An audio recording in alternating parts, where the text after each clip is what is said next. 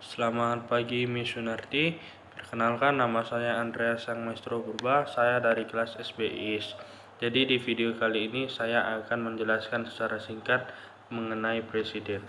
Pertama, saya akan menjelaskan mengenai apa itu tugas presiden. Pertama, tugas presiden sebagai kepala negara adalah memegang kekuasaan tertinggi atas Angkatan Darat, Angkatan Laut, dan Angkatan Udara berdasarkan Undang-Undang Pasal 10. Kedua, Presiden memilih dan memutuskan pengangkatan duta dan konsul berdasarkan Undang-Undang Pasal 13 Ayat 1. Menerima dan menempatkan duta negara lain dengan memerhatikan pertimbangan dari Dewan Perwakilan Rakyat berdasarkan Undang-Undang Pasal 13 Ayat 1. Yang kedua, tugas Presiden sebagai kepala pemerintahan, yaitu memegang kekuasaan pemerintahan berdasarkan Undang-Undang Dasar.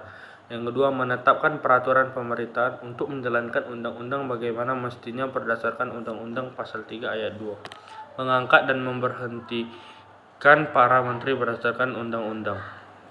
Selanjutnya saya akan menjelaskan mengenai hak-hak dari presiden. Hak-hak dari presiden sebagai berikut.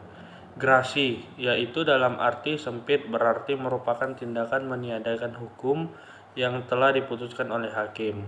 Kedua, amnesti merupakan suatu pernyataan terhadap orang banyak yang terlibat dalam suatu tindak pidana untuk meniadakan suatu akibat hukum pidana yang timbul dari tindak pidana tersebut.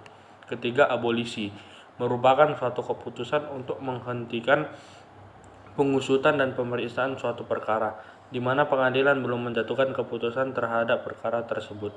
Rehabilitasi merupakan suatu tindakan presiden dalam rangka mengembalikan hak seseorang yang telah hilang karena suatu keputusan hakim yang ternyata dalam waktu berikutnya terbukti bahwa kesalahan yang dilakukan seorang tersangka tidak seberapa dibandingkan dengan perkiraan semula atau bahkan ia ternyata tidak bersalah sama sekali. Selanjutnya saya akan menjelaskan mengenai kedudukan presiden dalam lembaga undang-undang, yaitu presiden adalah kepala eksekutif yang memimpin kabinetnya yang semuanya diangkat olehnya dan bertanggung jawab kepadanya. Ia sekaligus sebagai kepala negara dengan masa jabatan yang telah ditentukan dengan pasti oleh UUD. Sebagai imbangannya, presiden tidak dapat membubarkan badan legislatif. Berikut adalah penjelasan saya mengenai presiden secara singkat. Terima kasih atas waktunya, Bu.